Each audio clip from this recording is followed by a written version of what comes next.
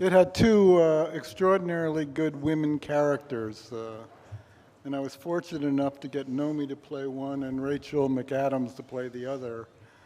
And then I thought that I could make it better by keeping the identity of the murderess from the audience until the end of the movie. And then, of course, I got a chance to put my ballet in. He's my favorite director. Oh.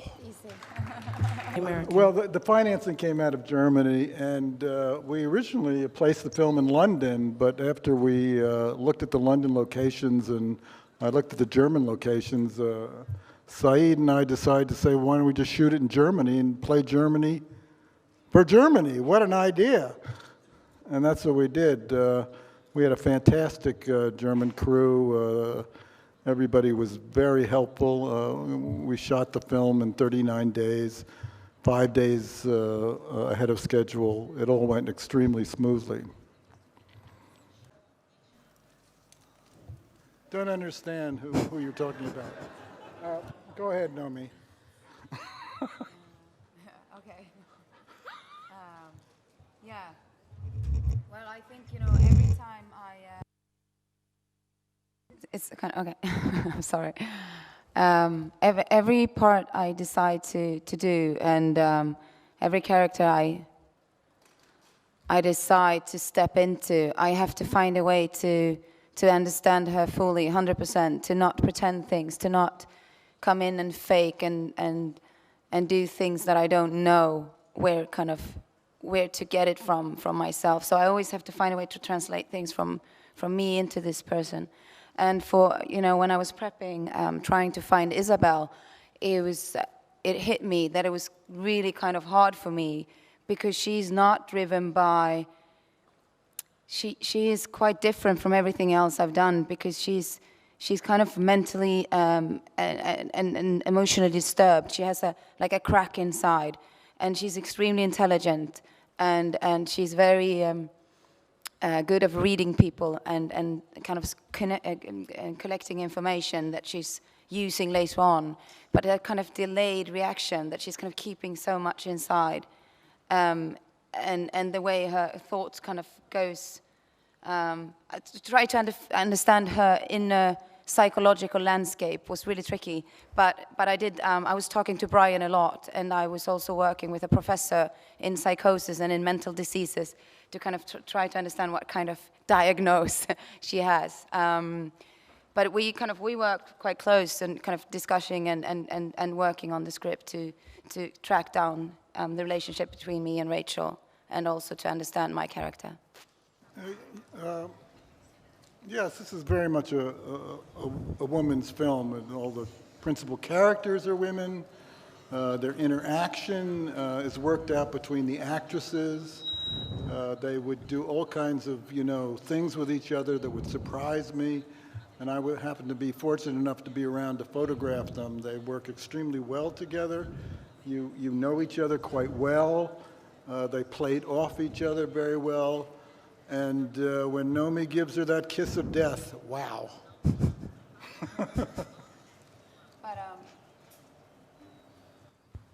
Okay.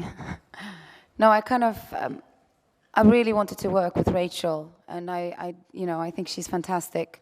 And when Brian came with this to me, and he mentioned Rachel, it felt like, wow, that can be such a dream scenario, because it's quite unusual to be given that kind of gift of, getting the opportunity to step into a relationship between two women that is not kind of a cute relationship or just friends, or because they are so competitive and they are kind of raising the game, and it's like a deadly manipulative game between them that kind of twists harder and harder and faster, and they are quite similar but still on different sides. And discovering that together with Rachel and with Brian was kind of amazing, but it got to my brain and my soul.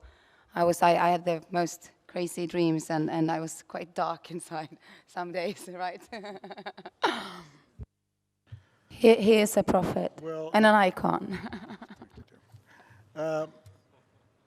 I would say in some ways, yes, because when I made Hi Mom back in the late 60s, you know, I created Be Black Baby, which is the beginning of reality television. And God knows what came out of it.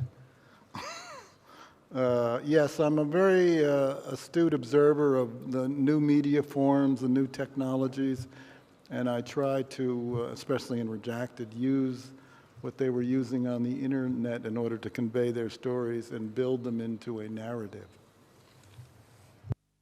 And I had worked with Pino many years, going back to Carrie. I take a lot of thought in relationship to selecting what I think is the right type of music for each section. And when I give Pino some idea about what I have in mind, and then he composes the music and sends me the things that he thinks will work, and we finally decide what's going to be best for the film. Obviously, in the beginning of the film, the girls are all thinking and getting ready to come up with this new great idea. So we have this dum-dum-dum-dum-dum-dum kind of music. But as the movie goes on, it starts getting more twisted and more sinister and more obsessional until, you know, he writes this fantastic ending for the final dream. Buongiorno intanto.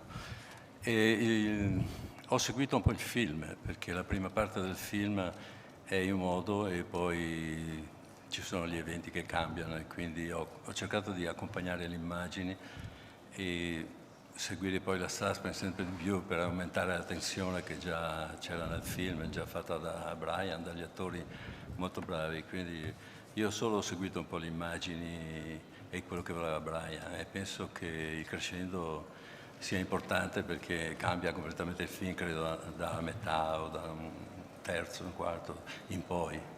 Quindi la prima parte è leggera apposta, studiata apposta, con i suggerimenti anche di Brian. Siamo sempre in comune accordo, dal primo film a questo che è il settimo. Well, the thriller has always represented for me the ability to tell stories completely visually. You do it with images, you do it with music. And this story gave me the opportunity to extend those abilities in a couple of key sequences. Also, of course, we had the great interaction between the two actresses that gave a kind of emotional basis in order for the visuals to take off from. Well, I think it was something that we talked about and we kind of discovered and tried out on the day more than something that was really kind of written on the page. And also some things, you know, we did different takes, and, you know, some of them were kind of a little bit more sexual maybe, and some were kind of colder, because I think those two women, they use sex as a weapon. They're not in love, and they're not really attracted to each other, but it's one of the tools they use against each other and against people around them. I think it's a very good thriller. You know, if thrillers can win the Lion, why not? We are directors looking for good scripts. This one happened to come from Saïd out of France. I love living in France. I've made, you know, Femme Fatale when I was living in Paris in the beginning of the 21st century. I like foreign locales. I'm the guy that thought up, well, maybe we should do Mission Impossible all over the world. It was originally written to be done in the Midwest. And I said, but there is a lot of fantastic looking places all over the world. Plus, there are all these fantastically great stars in each country. Why don't we do it that way? Well, just look at me.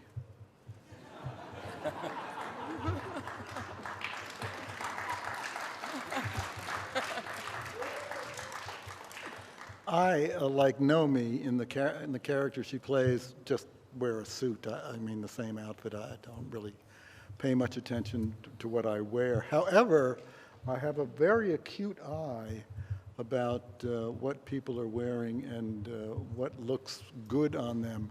I can't tell you who made this suit, but I can tell you that Nomi looks fantastic in it. And that's my ability to sort of choose what I think works visually with the girls. Can I just add something? It's kind of amazing to work with Brian because he's so quick. He always knows, immediately if you step into a room, yes, no. Like to every, small details, big things. So you're very precise. And I remember we had like costume fittings and we had many like big brands and, designers that I like and you were so spot on with everything straight away. And Nomi, how much did you get to decide and pick the clothing and the things that Isabel wears? Because she changes through the film as a character, and so her wardrobe does. Yeah, I think you gave me a lot of freedom to kind of find what kind of dresses or clothes she was wearing, and we kind of worked quite closely with finding out when she starts to transform and if it's, she's planning things and when she makes her moves and when she kind of in her whole master plan start to change her outfit.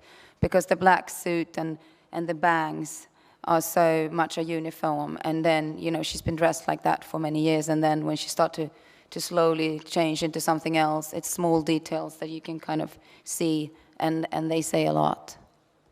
Well, I had a great film to start with. I had a very good storyline, great characters. And I basically brought a lot of ideas that I thought would improve the material. And this is basically a sexy murder mystery, and it's got to work as that. You've got to not exactly know who's doing what to whom. You have to be surprised, you have to be shocked, you should be scared, and you should be laughing, because all those things are working in the movie.